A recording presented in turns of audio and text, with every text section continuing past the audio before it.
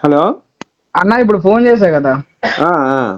అది వాళ్ళు కాన్ఫరెన్స్ లో ఉంటారు. చెప్పా ఇట్లా విషయం అని. ఉమ్, ఉమ్, హైదరాబాద్ లో ఉంటాడు అన్న, మనకి తెలిసిన వాళ్ళు. ఉమ్, ఉమ్, కొన్ని క్వశ్చన్లు అడగతాడంట, దానికి మీరు కరెక్ట్ సమాధానం చెప్తే క్రిస్టియన్ లైక్ మాట్లాడంట అని చెప్పా. ఉమ్, ఉమ్, ఉమ్, సార్ మాట్లాడు. ఉమ్, ఉమ్, నా పేరు సురేంద్ర. ఉమ్, ఉమ్. ఏం చెప్తావంటే సురేంద్ర ఇట్లా ఆ, చెప్పు. ఉమ్, ఉమ్. ఓకేనా? సరే.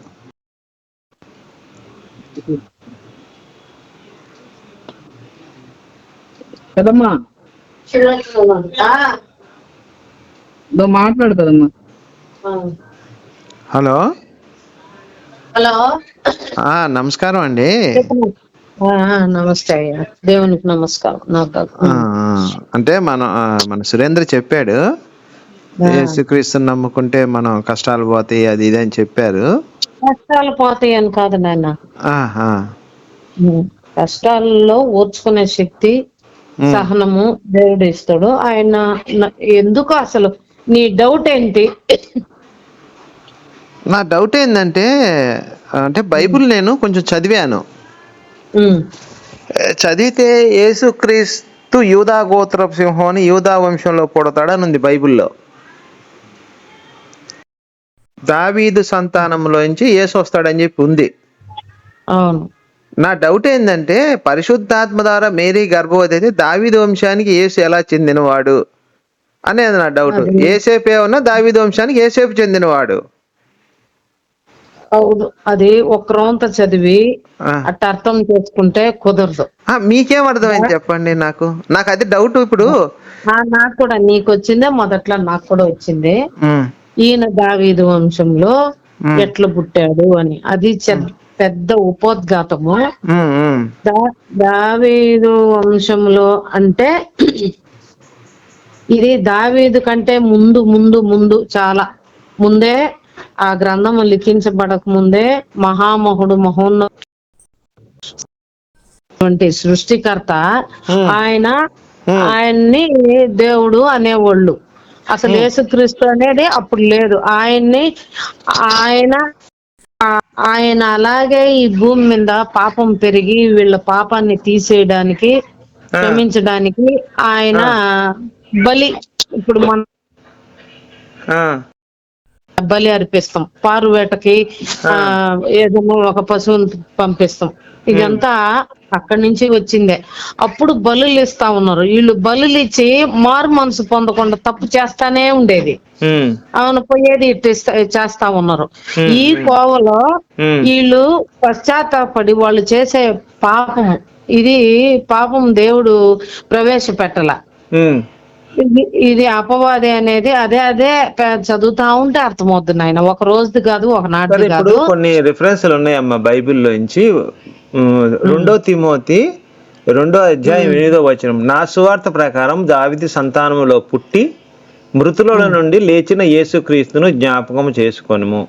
నెక్స్ట్, ఉమ్, యోహాను 7వ అధ్యాయం 42వ వచనం, క్రీస్తు దావీదు సంతానములో పుట్టి దావీదు ఉమ్, ఉండిన బెత్లెహేము గ్రామంలో నుండి వచ్చినని లేఖనం చెప్పుటలేదా? ఓకేనమ్మా. ఉమ్, నెక్స్ట్, లూకాసు ఉమ్, వార్త 1వ అధ్యాయం 70, తన సేవకుడైన దావీదు వంశమునందు మరొక రక్షణ శృంగము. ఓకే అమ్మా. ఉమ్, నెక్స్ట్, ఉమ్, ప్రకటన గ్రంథం 5:5, పెద్దలలో ఒకడు ఏడవకము, ఇదిగో దావీదు చిగురైన యూదా గోత్రపు సింహము 7 ముద్రలు తీసి గ్రంథంలో విప్పుడుకై జయం పొందును. నా డౌట్ ఏంటంటే, ఉమ్, ఇప్పుడు నాకు పెళ్లి కాలేదమ్మా. రేపు పెళ్ళైతే ఉమ్, నాకు ఉమ్, పుట్టిన పిల్లలు నా సంతానము, నా వారసత్వం అవుతారు. కానీ నేను ఎవరినో తెచ్చుకొని పెంచుకున్న నా వారసత్వం కాదు. ఇప్పుడు కాదు. ఈ వచనాలన్నీ కూడా, ఈ రెఫరెన్స్లన్నీ కూడా దావీదు ఉమ్, వంశానికి చెందినట్టంటే యూదాకి, ఇప్పుడు యూదా గోత్రపు సింహం అంటే యూదా ఆయన తెలుసు కదా, తామారు, ఉమ్, ఏరు, ఈయన ఉమ్, వాళ్ళ సంతతి చెందిన వాళ్ళు పూర్వం ఉన్నారు వాళ్ళు. నేను డైరెక్ట్ ఉమ్, ఏసేపుకి మేరీకి పుడితే దావీదు వంశానికి చెందిన వాడైతాడు.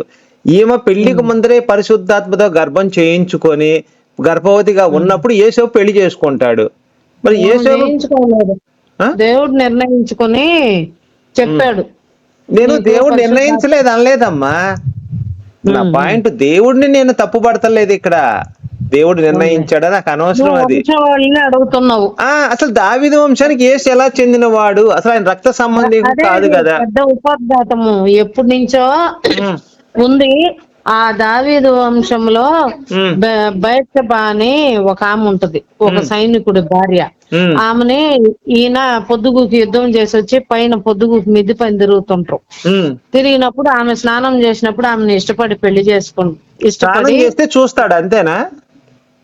చూస్తాడు. ఇప్పుడు ఆమె స్నానం naked చేస్తున్నప్పుడు body. వీళ్ళు కోట కదమ్మా, పెద్ద కోట కదమ్మా, ఎక్కడో దూరంగా ఉన్న బాత్రూమ్ లో ఆమె ఎట్ట ఇల్లు కనిపించింది? సైనికుడి ఇల్లు కోట. ఈయన పైన ఎక్కినప్పుడు వాళ్ళది చిన్న చిన్న సైనికుడి ఇల్లు కనపడుతుంది. అప్పుడు కప్పులు ఉండవు అన్నమాట. పైన కప్పులు ఉండవు. ఉండవు. అంటే ఎంతమంది చూశాడు ఈ దావీదు? మరి ఈయన దేవుడు భక్తుడు, ఈయన దావీదు పక్కోళ్ళు స్నానం చేస్తుంటే బాత్రూమ్ లో మనిషి తప్పు చేయకుండా ఉండలేడు. మరి తప్పు దేవుడు చేస్తాడు. యెహోవా ఏం చేస్తున్నాడు అమ్మా? ఏమో అట్లా చూడటం తప్పని చెప్పలేదా మరి దావీదికి? అందుకే శిక్ష ఉంది కదా. తప్పు ఏం ఎవరిని వేశాడు? ములాజ పట్టేదిలే. ఏం శిక్ష అప్పుడు వేశాడమ్మా? ఆయన చూసినప్పుడు ఆయన యుద్ధాల్లో ఎన్ని కష్టాలు పడ్డాడో, ఎంత ఓటమి వచ్చిందో. కాదు కదమ్మా, ఏం శిక్ష పడింది? దావీదు బెస్తిబారిని తీసుకొచ్చి పెళ్లి చేసుకుని ఊరియాని చంపిస్తాడు, యుద్ధంలో ముందు పెట్టించి. చంపిస్తాడు. ఆయనకి పుట్టిన బిడ్డని కూడా చంపేస్తాడు. అది ఏం శిక్ష వేస్తాడు చెప్పండి? బిడ్డ చనిపోయింది. తర్వాత శిక్ష ఏంటంటే ఆయన అబ్షాలోము అనేది చాలా సుందరుడు, అందగాడు. అటువంటి కుమారుడికి నీకు వైరం పెడతానని నాతాన్ ద్వారా వచ్చి చెప్పిస్తాడు. నువ్వు చేసింది తప్పు కదా, నువ్వు ఎందుకు జ్ఞాపకం చేసుకోవట్లేదు, నువ్వు చేసిందే కరెక్ట్ అనుకుంటున్నావు అని. ఇది నాకు తప్ప ఎవరికి తెలియదే ఈ తప్పు, నీకెట్ట తెలిసింది, నువ్వు సామాన్యుడు కాదు అని. అప్పుడు తప్పు తెలుసుకొని పడకలు తడిసిపోయేంత ఏడ్చి నేను పాపినే, నేను తప్పు చేసినానని పశ్చాత్తాపడతాడు. పడినా కూడా శిక్ష మొలా జల్లేదు. వాళ్ళ కొడుకుని యుద్ధానికి పోయేటప్పుడు వాళ్ళ కొడుకు పైన మస్తకి వృక్షమో ఏదో జుట్టు చుట్టుకొనేసి భలే సుందరమైన కురులు కలిగిన వాడు. ఆ కురులే ఆయనకి ప్రాణహాని చుట్టుకొని ఏలాడబడుతుంటే శత్రువులు వచ్చి నరికేస్తారు తలను. అది కాదమ్మా, అది దేవుడు విధించిన శిక్ష కాదు. అది దేవుడు విధించిన శిక్ష ఏంటంటే దావీదికి దావీదు భార్యని తీసుకొచ్చి దావీదు కొడుకు దగ్గరే పనుకోబెడతానంటాడు, పుట్టిన బిడ్డను చంపేస్తాడు 7వ రోజు. ఓకే అమ్మ, నేను చెప్పింది కరెక్ట్, చూసుకోండి మీరు ఒకసారి. ఇప్పుడు అమ్మా కాదమ్మా, నేను ఒళ్ళు కొవ్వెక్కి పక్కింటి దాన్ని తీసుకొచ్చి నేను అది పనుకొని మా ఇద్దరు పుట్టిన బిడ్డను చంపేసి నా ఉప్పంతను తీసుకెళ్లి వేరే నా కొడుకు దగ్గర పనుకోబెడతా ఉంటే అసలు ధర్మమేనా? అది శిక్ష అనేది నాకు వేయాలి కానీ పుట్టిన పిల్లోడి శిక్ష పుట్టిన పిల్లోడిని చంపటం ఏంది, అన్యం పిల్లని పసిబిడ్డను చంపటం ఏంది? ఇది ఏ రాజ్యాంగం, ఏ చట్టం ఒప్పుకుంటదమ్మా? వేరే దేవతలకి వీళ్ళకి తేడా. ఈయనకి వేరే దేవతలు చంపేస్తారు, ఈయన చంపేయడు, మార్పును కోరుకుంటాడు. మళ్ళీ తిరిగి సుధమ కుమారాలను ఎందుకు నాశనం చేశాడమ్మా? వాళ్ళు దేవదూతలతో వ్యభిచారం చేయడానికి ఇష్టపడ్డారు. దేవదూతలతో వ్యభిచారం చేశారని చంపేశాడు. మరి తర్వాత ఒక నిమిషం నన్ను అడగనియండి, ఇంకొక చోట ఎక్కడ ఉంటది అంటే నోవాహు జలప్రళయంలో అందరినీ చంపేస్తాడు. అంటే తప్పు చేసినప్పుడు చంపుతున్నాడు కన్ఫామ్ గా యెహోవా, డౌట్ లేదు దాంట్లో. చెప్పాడు, దావీదుని ఎందుకు చంపలేదు? విన్నాడు, పశ్చాత్తాపడ్డాడు. వాళ్ళు పశ్చాత్తాపడలా. పశ్చాత్తాపడినప్పుడు శిక్ష విధించకూడదు. ఇంకా మళ్ళీ కొడుకుని చంపటం ఏంది, వీళ్ళ భార్యను ఉప్పంతులు తీసుకెళ్లి సొంత అబ్షలోం దగ్గర పనుకోబెడతాం ఏంది? అది కూడా ఇజ్రాయెల్ ప్రజలందరూ చూస్తుండగా తప్పు చేశాడు. కాదమ్మా ఒక నిమిషం, ఇజ్రాయెల్ ప్రజలందరూ చూస్తుండగా ఆడవాళ్ళని వాళ్ళ ఉప్పత్తులు 10 మందిని పనుకోబెట్టి రండ్రా బాబు నేను దావీదు భార్యను నేను కూడుతున్నాను అని చెప్పి అందరిని పనుకోబెట్టి ఒకళ్ళ తర్వాత ఒకరిని 10 మందితో వాళ్ళందరూ సెక్స్ చేస్తాడు ఆయన. ఎవరు? అబ్షలోం అనేవాడు. ఇజ్రాయెల్ ప్రజలందరూ చూస్తుండగా తప్పు చేసిందేమో దావీదైతే పాప ఉప్పత్తులను తీసుకెళ్లి కొడుకు దగ్గర పనుకోబెట్టాడు. అదొక పాయింట్. దేవుడు అనేవాడు ఇప్పుడు శిక్ష తప్పు ఎవరు చేస్తే వాడికి శిక్ష పడాలిగా. ఇప్పుడు నేను తప్పు చేశాను, నా భార్య శిక్ష పడి నా భార్యకి శిక్ష చేస్తాను. ఇప్పుడు నేను ఒక అమ్మాయిని రేప్ చేశాను అమ్మ అనుకోండి, వేరే వాడు వచ్చి నా భార్యను రేప్ చేస్తే అది కరెక్టా? అసలు రాజ్యాంగం ఒప్పుకుంటుందా ఇట్లాంటి శిక్షలకి? దేవుడు అనేవాడు సర్వజ్ఞాని. తప్పు చేసిన వాళ్ళకి శిక్ష విధిస్తాడు. ఇదేంటమ్మా నేను అడుగుతుంది ఒకటే క్వశ్చన్, నేను ఒక అమ్మాయిని రేప్ చేస్తే నా భార్యని వేరే వాడు వచ్చి రేప్ చేస్తే అది శిక్ష అసలు కరెక్టేనా? అది అట్లా అది ప్రతి అవుతుంది. ఎట్లా అవుతుంది అది? అసలు మన రాజ్యాంగం అసలు ప్రపంచంలో ఏ రాజ్యాంగం ఈ శిక్షకు ఒప్పుకుంటుందా? ఒక భార్యను ఒక ఆడదాన్ని రేప్ చేస్తే ఈడు భార్యను వేరే వాళ్ళ దగ్గర తీసుకొచ్చి రేప్ చేయించడం రాజ్యాంగం ఒప్పుకుంటుందా? రాజ్యాంగం ఒప్పుకునేది కదయ్యా. నేను తప్పు చేస్తే నాకు బుద్ధి వచ్చేటట్లు నా ఇంట్లోనే ఆ కార్యక్రమము ఆ తప్పు తెలిసి వస్తే రాజ్యాంగం ఒప్పుకుంటుందా అని అటు దేవుడి సంగతి తీసి పక్కన పెట్టండి. ఏ మనిషి అయిన వాడు ఇది ఒప్పుకుంటాడా? ఒక మగాడు ఒక స్త్రీని రేప్ దేవుడే. నా ప్రశ్న జాగ్రత్తగానండి. దేవుడు అనేవాడు సర్వజ్ఞాని. ఆయన 1,000 సంవత్సరాలు ఎంత జ్ఞానం ఉంది ఈ రోజు కూడా అంతే జ్ఞానం ఉంటుంది దేవుడు అనేవాడికి. దీంట్లో ఎటువంటి సందేహం లేదు. దేవుడు జ్ఞానం పెరగదు తగ్గదు. మనుషులు అనేవాళ్ళు జ్ఞానం పెరుగుతుంటే తగ్గుతుంటుంది. పెరుగుతుంది తగ్గదు. నేను అడుగుతుంది ఒకటే, ఇక్కడ మన కోర్టులోకి వెళ్ళి ఒకడు ఏం చేశాడు, ఒక అమ్మాయిని రేప్ చేశాడు. చేస్తే వాడికి పెళ్ళయింది. వాళ్ళ భార్యను తీసుకొచ్చి ఈ రేప్ చేయించుకున్న అమ్మాయితో మళ్ళీ ఈ భార్యను రేప్ చేయించడం అంటే అసలు ఇది ఆది మానవులు కూడా చేయలేనటువంటి దుర్మార్గమైన దీనికి శిక్ష అన్నమాట. వాడు మొదటికి వాడు తప్పు చేశాడు. మరి భార్యలు ఏం పాపం చేశారు? భార్యలకి ఏం శిక్ష? అది సరిగ్గా అబ్షాలోము దగ్గర పడుకోబెట్టాడు కదా 10 మందిని తీసుకొచ్చి ఇజ్రాయెల్ ప్రజ. నీవు రహస్యంగా కాదమ్మా, అక్కడ ఏం చెప్తాడంటే యెహోవా, నీవు రహస్యంగా ఊరియా భార్య అంటే బెస్తిపోతా నువ్వు కూడావు, నేను మాత్రం నీ భార్యలను తీసుకెళ్లి పట్ట పగలందరూ ఇజ్రాయెల్ నీ కొడుకు దగ్గర పడుకోబెడతానని చెప్పాడు. అసలు ఇది మానవ మాత్రులు బైబిల్ ఇట్లాంటి బైబిల్ రెఫరెన్స్ చెప్పు. రెఫరెన్స్ అమ్మా, ఒక్క నిమిషం లైన్ లో ఉండండి, తీస్తున్నా ఒక్క నిమిషం. నేను మా అన్నుండోడు ఆయన నంబర్ ఇస్తా, ఆయనతో మాట్లాడండి. ఆయన నీకు లేఖనాలు ఎత్తి ఇదిగో అమ్మా ఎట్లా 2 సామ్యాలు నేను తీస్తున్నానమ్మా. 2 సామ్యాలు 12వ అధ్యాయం 8వ వచనం. నీ యజమాన స్త్రీలను నీ కౌగిట చేర్చితిని. ఇది కాదు ఇది వేర్లే. ఇదేంటంటే నీ యజమాన స్త్రీలు నీ కౌగిట చేర్చితిని, ఇజ్రాయిల్ వారిని యూదా వారిని నీకు అప్పగించితిని, ఇది చాలదని నీవు అనుకుని ఎడలా మరి ఎక్కువ మంది నీకు ఇచ్చిందును. ఇక్కడ దేవుడు అనేవాడు ఇలా మాట్లాడతాడమ్మా. నువ్వు ఊరియా భార్యని బెస్తిబాబు నువ్వు అట్టి పెట్టుకున్నావు, నీకు యూదా వాళ్ళని ఇచ్చాను, నీ యజమాన స్త్రీలు నీ కౌగిటి చేర్చాను, కావాలంటే ఇంకా ఎక్కువ మంది ఆడవాళ్ళని ఇస్తానంటున్నాడు యెహోవా దేవుడు. అమ్మాయిలను సప్లై చేస్తున్నట్టు అనిపిస్తుంది ఇక్కడ. అదే మనం అపార్థం చేసుకునేది. అపార్థం కాదమ్మా, నీకు ఇంకా మళ్ళీ నీ భార్యలు కావాలంటే నేను ఇవ్వనా? నన్ను అడగకూడదా? ఈ తప్పు ఎందుకు చేశావు? ఇప్పుడు యజమాన స్త్రీలు అంటే భార్యలు ఎట్లా అవుతారమ్మా ఈయనకి? నీ యజమాన స్త్రీలు అంటే ఈయనకి భార్యలు ఎలా అవుతారు? మామ అంటే అత్త మామకు సంబంధించిన అత్త మామ, ఈయనకి అత్తలు వాళ్ళందరూ. అత్తలను తీసుకొచ్చి భార్యని మీరు ఎలా చెప్తారు? ఇప్పుడు ఇక్కడ కరెక్ట్ అని ఆయన ఏం చెప్పడం లేదు. మరొక చోట ఉంది, నీ పెద్దలు, నీ అత్త, నీ మామ, మీ తండ్రి భార్యలు వీళ్ళని కూడడము పాపము తప్పు అంటుండడు కదా. సౌలు భార్యలను తీసుకొచ్చి అంటే అత్త అమ్మ ఒక నిమిషం నన్ను చెప్పనండి. సౌలు భార్యలైనటువంటి వాళ్ళందరినీ ఈయన దావీదుకి అప్పచెప్పాడు యెహోవా దేవుడు. అంటే వాళ్ళందరూ అత్తలు అవుతారు ఈయనకి, దావీదుకి అత్తలు అయితే వాళ్ళందరినీ తీసుకొచ్చి ఈయన దగ్గర పడుకోబెట్టాడు. ఎవరి దగ్గర? దావీదు దగ్గర పడుకోబెట్టాడు యెహోవా.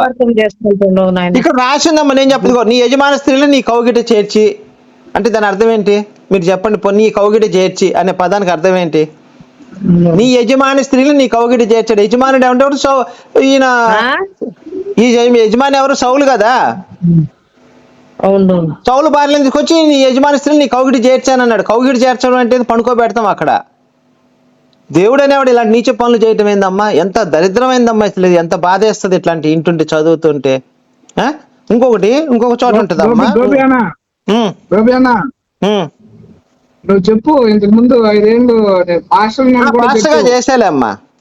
ఇప్పుడు చెప్పు ఇంకొకటమ్మా, ఆదికాండం 38:15-16. యూదా ఆమెను చూసి తన మొహం కప్పుకొని వేసి అనుకొని ఆ మార్గం ఆమె దగ్గరికి పోయి ఆమెను కోడలని తెలియక పోయి రమ్మని చెప్పాను. అమ్మ ఈయన వయసు దగ్గర 70 సంవత్సరాలు ఉంటుంది ముసలోడికి, యూదాకు 70 ఏళ్ల వయసులో 3 రావటం ఏంది?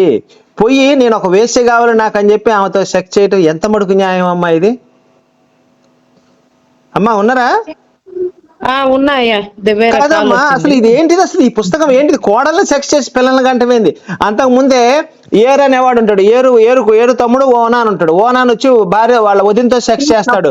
తప్పు ఒప్పులు అన్ని గ్రంథంలో లిఖించబడింది. పాపం చేసిన చెడ్డ చేతిలోని వదిలిపెట్టేది లేదు, వాడికి శిక్ష ఉంటుంది. ఇప్పుడు ఓనాను ఏం తప్పు చేశాడని దేవుడు ఒక్క నిమిషం అమ్మా, ఓనాను ఏం తప్పు చేశాడని దేవుడు చంపేశాడు? మీరు దీనికి ఆన్సర్ చెప్పండి చాలు, నాకేమొద్దు. ఓనాను ఏం తప్పు చేశాడు? నాకు ఆ విషయం తెలీదు. అసలు బైబుల్ తెలియకుండానే మీరు దేవుడిని నమ్ముతున్నారు? బైబుల్ చదవకుండానే దేవుడిని నమ్ముతున్నారా? బైబిల్ చదివితే మాకు దేవుడు మాట్లాడింది, నేనే దేవుడును, నేను సృష్టికర్తను, నేను తప్ప మరే దేవుడు లేదు. నేను కూడా చెప్తా, నేనే దేవుడిని అని చెప్తా, మీరు నమ్మేస్తారా? నమ్మను. నువ్వు మీరు శోధించి తెలుసుకోవాలి కదా, తెలుసుకోవాలి కదా. సృష్టించినోడు అతను అనేసి అని లేఖనాలు చెప్తుండు. లేఖనాలనే నమ్మేది. ఇప్పుడు నువ్వు ఓల్డ్ టెస్ట్మెంట్ దాన్ని మాట్లాడుతుండవు, దానికి తగిన సమాధానం అన్నిస్తాడు. నాకు ప్రశ్న అడుగుతానమ్మా, లాస్ట్ గా ప్రశ్న అడుగుతాను. లాస్ట్ గా లూకాసు వార్త 1వ అధ్యాయం ఉండు.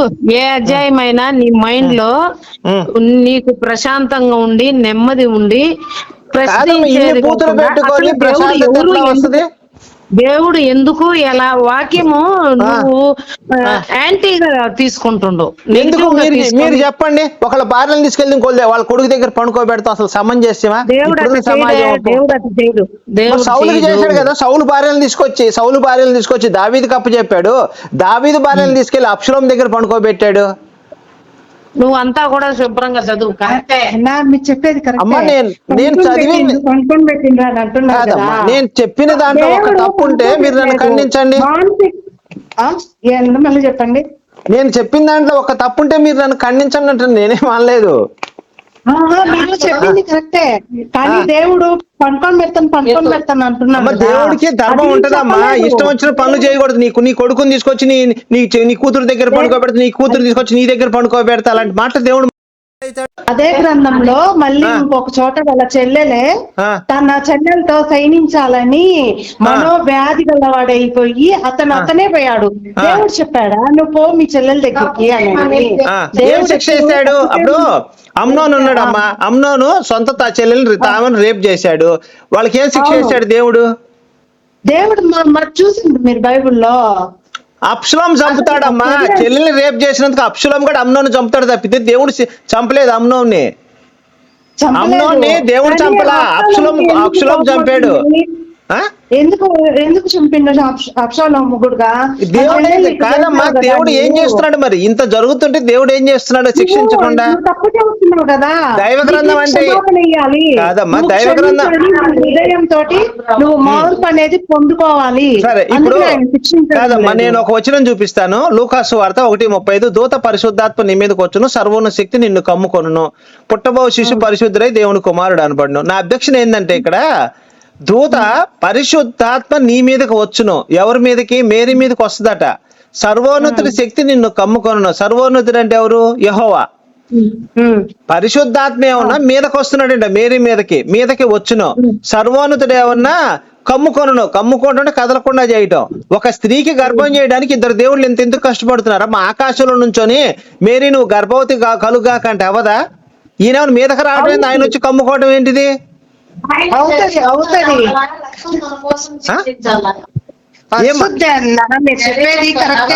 నేను ప్రశ్న మీరు జాగ్రత్తగా విన్నారా లేదా చెప్పండి. ఆకాశంలో నుండి మేరీకి గర్భం కలుగ్గాక అంటే కలిగిపోద్ది. దేవుడు భూమి ఆకాశాలను సృజించెను, నోటి మాటతో కలిగింది. చెట్లు భూజంతువులు అన్ని మాటతో కలిగినాయి. మరి గర్భం చేయాలంటే ఈయన మీదకి రావటం ఏంది? ఆయన వచ్చి కమ్ముకోవటం ఏంటి? కమ్ముకోవటం అంటే కదలకుండా చేయటం. మరి ఇక్కడ ఇద్దరు మనుషులు, ఇద్దరు దేవుళ్ళు వచ్చి ఒక స్త్రీ గర్భం చేయడానికి ఎందుకు కష్టపడుతున్నారు? ఆయన శరీరంతో రావాలి, ఆయన రక్తం కార్చాలి. దానికి కాదనలేదమ్మా. ఇద్దరు దేవుళ్ళు కలిపి ఎందుకు బలవంతం చేసి కడుపు చేస్తున్నారు ఒక స్త్రీకి? తప్పు మాట్లాడుతుండవు నాయన నువ్వు. కాదు ఆడ రాసింది నేను తప్పు కదా. కమ్ముకున్నాడు దేవుడు ఆమెని. కమ్ముకోవడం అంటే ఏంటమ్మా? కమ్ముకోవడం అంటే ఏంటి? కమ్ముకోవడం అంటే ఇంకా ఆయన ఆవరించడం కదా. ఆవరిస్తే ఏం జరుగుద్ది? మనిషి కదలడు. ఇంకా ఇప్పుడు ఇండియా సైనికులు పాకిస్తాన్ సైనికులను కమ్మేశారు. కోడి తన పిల్లల్ని అమ్మ వినండి, కోడి పిల్లల్ని కోడి కప్పేసింది. గద్దొచ్చినప్పుడు ఏం చేస్తుందంటే రెక్కల కింద కప్పేస్తుంది, లేకపోతే కమ్మేస్తుంది కనపడకుండా. అంటే మన కోళ్ళని గంప కింద తప్పు అని నువ్వు నిరూపిస్తుండు. ఒక నిమిషం, మనం కోళ్ళని చిన్నప్పుడు ఏం చేసామంటే మా కోళ్ళు ఉండే పెంచుకున్నాం. సాయంత్రం వినమ్మా, నా కోళ్ళని ఏం చేసాడు గంప కింద కమ్మేసేవాడిని. కన్నికలు అందరి దగ్గర ఋషులు భార్యల దగ్గర పోయి తెచ్చిండు. ఇప్పుడు ఆయన దేవుడు అయిపోయిందా? ఆయన దేవుడు చేస్తారు అంతమంది. యెహోవా దేవుడు పాపం చేయలేదు, మనుషులు చేశాడు. మనుషులు చేయించాడమ్మా, కృష్ణుడు చేశాడు, శివుడు చేశాడు. ఇంకా చాలా మంది తీసుకొస్తే వాళ్ళు శివుడు ఏం చేశాడు చెప్పండి ఒక మాట. శివుడు ఏం చేశాడు పాపం? శివుని పురాణం చదవండి అర్థమవుతుంది. ఏం చేశాడు? శివుడు ఋషి భార్యల్ని వాళ్ళు ఒక యుద్ధంలో జయించాలంటే శక్తి చాలక యుద్ధంలో జయించాలి. ఋషి భార్యలు ఎవరు యుద్ధంలో జయిస్తారమ్మా? నాకు అర్థం కాలేదు. ఋషి భార్యలు కాదు నాయన, ఆయన వేరే వాళ్ళతో యుద్ధం జరుగుతుంది, జయించాలంటే. ఎవరితో జరుగుతుంది యుద్ధం? శివుడు ఎవరితో యుద్ధం చేశాడు? వాళ్ళకి పోరాటం జరుగుతుంది. శివుడు భార్య ఎవరు చెప్పండి, పేరు చెప్పండి. పార్వతి. పార్వతి ఇంకొక భార్య ఉందా? ఇంకొక ఎందుకు లేదా? ఆమెకు ఆయనకు ముగ్గురు కదా, గంగా, పార్వతి, ఇంకొక ఆమె ఎవరు, ఇంకొక ఆమె. వీళ్ళిద్దరు మేరీ అయి ఉంటది, మూడో భార్య మేరీ అయి ఉంటది. కాదమ్మా, గంగని పెళ్లి చేసుకున్నట్టు అసలు ఏ పురాణాలు ఉంది చెప్పండి మీరు? మేరీ ఉంది, మూడో భార్య మేరీ అయి ఉంటది. కాదమ్మా, గంగని పెళ్లి చేసుకున్నట్టు అసలు మీరు ఏ పురాణాలు చదివారు? గంగ భార్య ఎట్లా భార్య? గంగ అసలు భార్య అని ఏ పురాణంలో రాసి ఉంది? ఎక్కడ చదివారు అసలు? శివపురాణం చదువు నాయనా నువ్వు. శివపురాణంలో ఒక నిమిషం, పార్వతీదేవిని పెళ్లి చేసుకున్నట్టుంది కానీ గంగని పెళ్లి చేసుకున్నట్టు మీరు ఏ పురాణంలో చదివారు? శివపురాణంలోనే ఉంది. శివపురాణంలో రిఫరెన్స్ చూపించండి నాకు. మీరు గనక రిఫరెన్స్ చూపిస్తే మేరీ పరిశుద్ధురాలని ఒప్పుకుంటా నేను. మీరు గనక గంగని పెళ్లి చేసుకున్నట్టు ఏ పురాణం నుంచి చూపించినా సరే మేరీ పరిశుద్ధురాలు, యేసు పరిశుద్ధురాలు నేను ఒప్పుకుంటా. ఇప్పుడు పార్వతి ఎదుట ఆమె తపస్సు చేస్తుంటే మునుల భార్యలు కొందరు వాళ్ళతో క్రీడ అదే ఆనందిస్తా ఉంటాడు. ఏమంటే ఇంక నేనేం చెప్పాను వాళ్ళతో? మీరు చెప్పేదానికి చదవండి, శ్లోకం ఉందా చదవండి, లేకపోతే ఏముందో చదవండి అక్కడ. చదివిన ఆయన హిందువే. మాకు యూట్యూబ్ లో మేము విన్నాము. ఎవరు చెప్పండి అమ్మా? ఆయన పక్క హిందూ. ఇక్కడ ఒక స్త్రీకి గర్భం చేయడానికి ఇద్దరు దేవుళ్ళు ఏమో కష్టపడుతుంటే మీకు ఇది కనపడలేదు కానీ శివపురాణం గురించి మీరు మాట్లాడుతున్నారు. అసలు శివపురాణం ఎప్పుడు రాశారు, ఏం రాశారు ఇవన్నీ మీకు తెలుసా? గంగని పెళ్లి చేసుకుంటే రిఫరెన్స్ చూపించండి నాకు. నేను ఇప్పుడే క్రిస్టియానిటీ బైబిల్ పరిశుద్ధ గ్రంథం ఒప్పుకుంటాను. శివపురాణంలో గంగాదేవిని పెళ్లి చేసుకున్నట్టు మీరు గనక శివపురాణంలో చూపిస్తే నేను ఇప్పుడే క్రిస్టియానిటీ గొప్పది, యేసు గొప్పడు, మేరీ పరిశుద్ధురాలని ఒప్పుకుంటా. శివుడికి ఎంతమంది భార్యలు? పార్వతీదేవి ఆయన పెళ్లి చేసుకుంది, పార్వతీదేవి ఒక్కళ్ళనే. గంగని పెళ్లి చేసుకోలేదు. రిఫరెన్స్ ఉంటే చూపించండి. సరే, గంగను ఉంచుకున్నాడేమో. ఉంచుకున్నాడు. ఎట్లా ఉంచుకున్నట్లయితే? ఇప్పుడు మేరీని పరిశుద్ధాత్మ కడుపు చేశాడు, ఉంచుకున్నట్టు అయితే సర్వోన్నతుడు కూడా కడుపు చేశాడు, కారణం అయ్యాడు. మరి ఇద్దరు కలిపి ఉంచుకున్నారు. మేరీని మూడవాడు యేసేపు. మొత్తం ముగ్గురు రాకుంటే మన పాపాలకు విమోచన లేదు. నా పాపం ఉందమ్మా, నేను ఒక అమ్మాయి రేపు చెప్పాను, నా పాపం ఎట్లా పోయిందో చెప్పండి. ఇప్పుడు రేపు చేయబడలే, నువ్వు తల్లి కడుపులో పుట్టిందే, నువ్వు పాపంతో పుట్టావు. ఆయన శరీర హెచ్చరిక పుట్టినవాడు కాదమ్మా. ఇప్పుడు నేను ఒక అమ్మాయిని రేపు చేసి చంపేస్తాను, ఇప్పుడు నా పాపం పోవాలి, నేనేం చేయాలి? క్షమాపణ అడిగితే పోద్ది. మరి ఇప్పుడు ఆ అమ్మాయి హిందూ, చనిపోయిన అమ్మాయి హిందూ. ఒక్క నిమిషం, చనిపోయిన అమ్మాయి హిందూ అమ్మా, చనిపోయిన అమ్మాయి హిందూ. నేను స్వర్గానికి వెళ్ళిపోయి యేసుని నమ్ముకుని ఆ అమ్మాయి హిందూ, చనిపోయిన అమ్మాయి. ఆ అమ్మాయి ఎక్కడికి వెళ్ళొద్ది ఇప్పుడు? ఆ అమ్మాయి దేవుడు తీర్పు ఉంది. ఒక ఎక్కడికి వెళ్ళొద్దు? యేసు దేవుడు కాదన్నది ఆమె. ఇప్పుడు ఎక్కడికి వెళ్ళొద్దు ఆమె?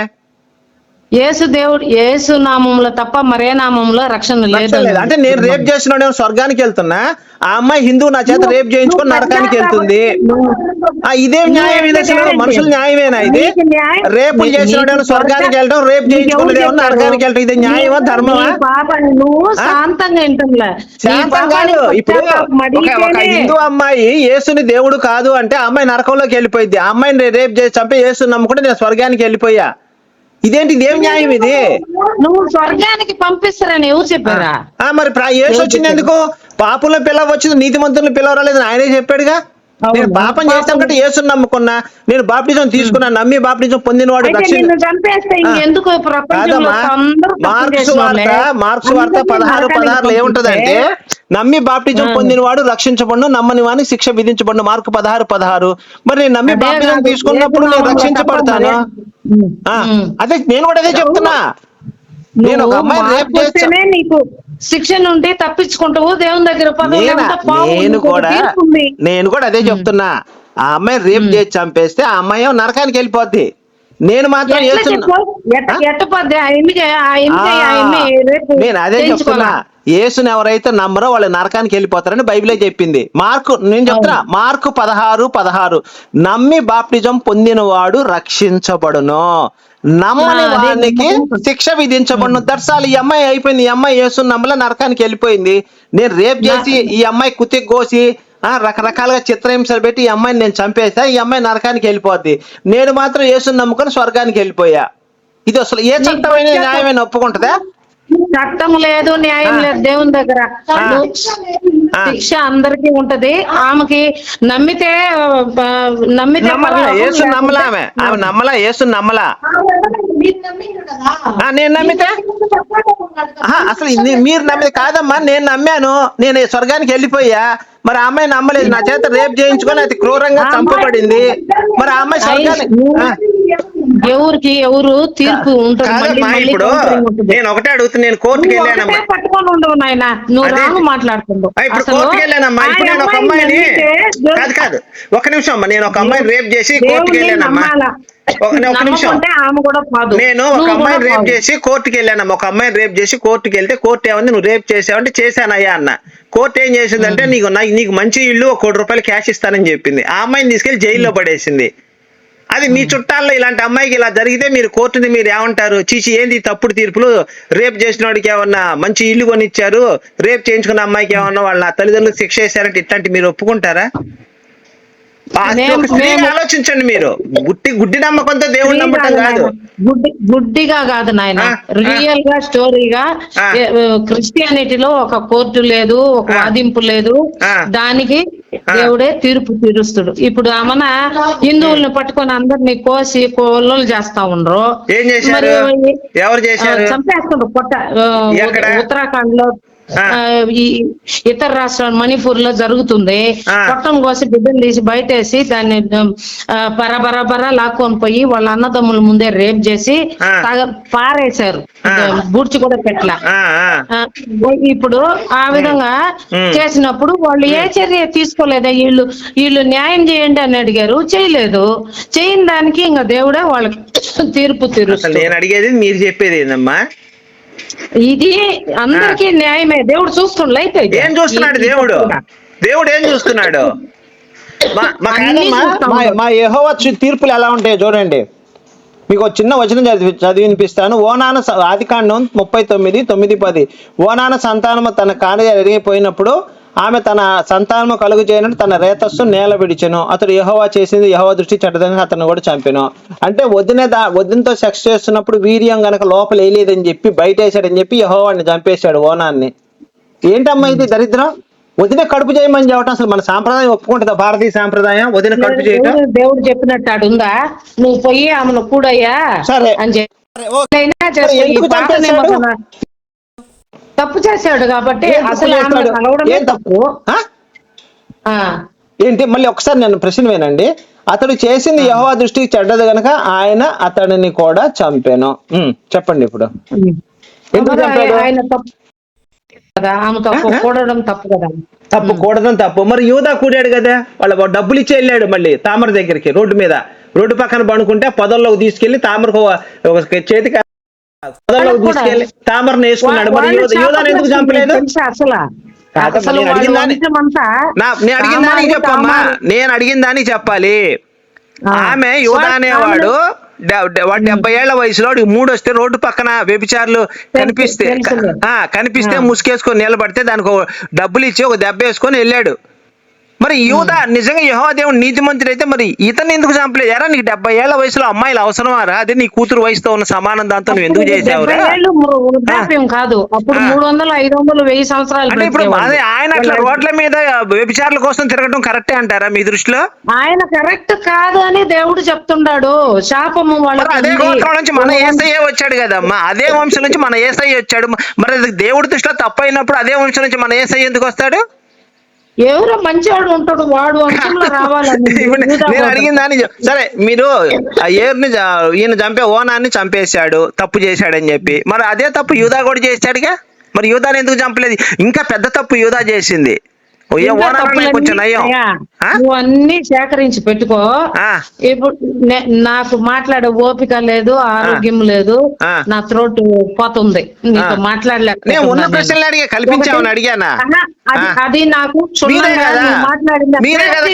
చెప్పింది శివుడు 2 పెళ్లి చేసుకున్నానని ఎక్కడుందో రిఫరెన్స్ చూపించమంటే ఇంత మటుకు మీ వల్ల కాలేదు. చెడ్డ ఊహతో దాన్ని తీసుకొస్తున్నా. అట్లా తీసుకొస్తే బ్రహ్మ బొడ్డు నుంచి పుట్టించిన సరస్వతిని కూడి పిల్లల్ని నిండు వద్దో రామచంద్ర అన్నా కూడా ఎక్కడుంది? అదంతా రిఫరెన్స్ ఎక్కడుంది? కూడాడని చెప్పి రిఫరెన్స్ ఎక్కడుంది? ఏది? బ్రహ్మ కూతురు చేసుకున్నాడు అంటున్నారా మీరు? అన్ని పురాణాల్లో ఉండే నాయన. ఏం నువ్వు చెప్పమ్మా, రిఫరెన్స్ చెప్పమ్మా. వదిన కడుపు చేయలేదని చంపటం ఏంది? మామ కడుపు చేస్తే వదిలి పెడతాం ఏంది? అసలు న్యాయమేనా? ఒకడు భార్యలు తీసుకెళ్ళి ఇంకోటి దగ్గర పండుకోబెడతాం ఏంది? నీ పిల్లల కోసం నీతో తినిపిస్తానంటే ఏంది? బ్రహ్మ విష్ణు మహేశ్వరులు ముగ్గురు పాపం చేస్తే మన యేసయ్య క్షమించమను. ఒక పని చేయమ్మా, నువ్వు ప్రార్థన చేయి, బ్రహ్మ విష్ణు మహేశ్వరులు పాపాలు క్షమించమని మన యేసయ్యకి ప్రార్థన చేయి. యేసయ్య క్షమించి వాళ్ళు కూడా పరలోకం తీసుకెళ్తాడు. ఎందుకు ఈ గొడవ అంతా? ఇంకా అంతే. నీ ప్రశ్నకు జవాబు నేను చెప్పిస్తాను, నువ్వు లైన్ లో కలువు. తప్పకుండా. మీ ఇప్పుడు మన ఫ్రెండ్ ఉన్నాడు కదా, అతని చేత చేపించండి, మాట్లాడదాం. అతని చేత ఎందుకు? డైరెక్ట్ గా నీ నంబర్ పెట్టు, నీతో. తమ్ముడు నా నెంబర్ ఇచ్చేయమ్మా, నా నెంబర్ ఇచ్చే. నువ్వు ఆవేశం మీద. ఆవేశం కాదు, నేను 10 సంవత్సరాలు పాస్టర్ గా చేశా. మనం తప్పులు కనిపెట్టే వాళ్ళం అయితే ప్రతి దాంట్లో తప్పులే కనపడుతుంది. మీరు పరమగీతం చదివారా? పరమగీతం చదివారా మీరు? చదివావా? తాళకృష్ణ ఎక్కువ ఉంది, దాని శాఖలు పట్టుకుని నీ కుచ్చములు ద్రాక్ష గెలల వలె ఉన్నవి. పరమగీతం 7:7. అవి నానార్థాలు మీకే అందరికి ఎట్లా అర్థం తీసుకునే వాళ్ళకే అర్థమయ్యేది. నీ సొంత ద్రాక్ష గెలల్లాగా ఉన్నాయని చెప్తున్నాడు. అవన్నీ నాతో మాట్లాడొద్దు, మా అన్న జవాబు. అదేంటి బైబుల్? నీ బైబుల్ నీ చదవటం ఇబ్బంది ఎందుకమ్మా? నా బైబుల్ మా అన్నయ్య చెప్తాడు. ఇవన్నీ నాకు చిన్న చెల్లెలు ఉంది, షీ హాస్ నో బ్రస్ట్, ఆమెకు సళ్ళు లేవు, నేనేం చేయాలని చెప్తున్నాడు. అమ్మ నేను తప్పులు తీసుకొస్తుండో ఉన్నాడు కదా, సమాధానం చెప్ప. We have little sister, she has no breast అంటే ఏంటది? అదేందోలే, నువ్వు ఊహించుకున్నా, నువ్వు చెడ్డ. నేను ప్రాకారం అంటే దాన్ని నా కుచములు దుర్గములు ఆయన. నేను ప్రాకారం, నేను గోడలాగా నుంచున్నాను చెప్తుంది బైబిల్. జ్ఞానం వేరు నాయన, మనం అర్థం చేసుకునేది దాన్ని. అయ్యా ఇంకా నీ బావిలో నీళ్లు నువ్వు తాగు, నీ భార్య నేను అనుభవించు, బయట కడిగి పోవద్దు. ప్రచారాలు ఎందుకు చేస్తున్నారమ్మా పాస్టర్లు? మా యేసు నమ్మండి, మా యేసు పరిశుద్ధుడు, మీకోసమే చచ్చాడని చెప్పి మత ప్రచారాలు ఎందుకు చేస్తున్నారమ్మా? సరిపోయేదిగా. యేసుక్రీస్తు సిలువలో చనిపోయిండు కదా. ఈ పెళ్లి కాకముందే కడుపు చేయించుకొని పుట్టడం అనేది పరిశుద్ధత? మీకు దేవుళ్ళు చేస్తున్నారు అందరూ. కడుపు చేయించుకోవడం కాదమ్మా, పెళ్లికి ముందర కడుపు చేయించుకోవడం ఫ్యాషన్ ఏంటి నాకు తెలియక అడుగుతున్నాను. బైబిల్ మనుషులు చేస్తున్నారు, దేవుళ్ళు. మేరీ మనిషి కాదా? మేరీ మనిషి కాదా? మేరీ మనిషి. కడుపు ఎందుకు చేయించాడు? కాదు, దేవుడు పరిశుద్ధుడు, ఆయనకుండే పరిశుద్ధత ఎవరికి లేదు. పెళ్లి కాకముందే కడుపు చేయించుకోవడం పరిశుద్ధత? ఎవరు మనిషి రూపంలో కలిశాడా? కాదమ్మా, పెళ్లికి ముందర కాలు జారింది కదా మేరీ. శివుడు పార్వతి దగ్గరకు పోకుండా చూసావు, వచ్చేసాడు మధ్యలో. ఋషుల భార్య దగ్గరకు వాళ్ళు మొగుళ్ళు వేషం వేసుకొని వచ్చి. అమ్మా ఆయన ఇష్టం, ఆయన వెళ్ళాడు. కాదమ్మా ఆయన ఇష్టం, ఆయన వెళ్ళాడు. నీకు నాకు అబ్జెక్షన్ ఏం చెప్పండి? ఆపండి పోయి శివుడు నెలకొండ ఆపండి. ఈయన దేవుడు కాకుండా ఎట్టపోతాడు? నేను శివుడు దేవుడు అని నీకేమని చెప్పానా? ఇది పేరేది మే? కాదమ్మా, శివుడు దేవుడు అని నీకేమని చెప్పాను? నమ్మమని చెప్పానా? నువ్వే కదా సువార్తలు చెప్తానన్ను. పెద్ద మాటలు మాట్లాడుతున్నాడు, మనం ఎందుకు? చెడ్డ మాటలే ఉన్న బైబిల్ ఉన్న ప్రకారమే మాట్లాడావు. కల్పించి ఒక మాట చెప్తే నా మీద కేసు పెట్టండి, మీరు నాకు ఉరిశిక్ష ఇప్పించండి కోర్టులో. ఏం లేదు నిన్న మీరు బాగానే చెప్పారు, మీరు బాగా చెప్పారు, మాకు తెలియని కూడా బాగానే చెప్తున్నారు. సరే మీ నెంబరు మాకు నెంబర్ పెట్టండి, నేను వీడిగా ఉన్నప్పుడు మేమే ఫోన్ చేస్తాం. రాసుకో అమ్మా, రాసుకో 94910. ఉండండి ఒక నిమిషం. రాసుకో అమ్మా, రాసుకో. కాదు, బైబిల్లో ఇంత చండాలం పెట్టుకుని ఇది పరిశుద్ధ గ్రంథం ఏందమ్మా? బైబిల్ నేను కొన్ని వచనాలు చూపిస్తాను, అవి ఆడవాళ్ళు కనుక చదివితే నేను కూడా క్రిస్టియానిటీలోకి వచ్చేస్తాను. నేను చూపించిన వచనాలు సళ్ళు పిసికించుకోవడం, సళ్ళు నొక్కించుకోవడం, ఇవన్నీ ఉన్నాయి బైబిల్లో. సళ్ళు పిసికించుకోవడం, సళ్ళు ఒత్తించుకోవడం, తాచికెళ్ళలాగా ఉన్నాయి, ద్రాక్షకెళ్ళలాగా ఉన్నాయి. ఏంటమ్మా ఈ పదాలన్నీ? ఇంట్లో ఆడవాళ్ళు చదువు. అవునులేండి, మీరు చెప్పేది కరెక్టే.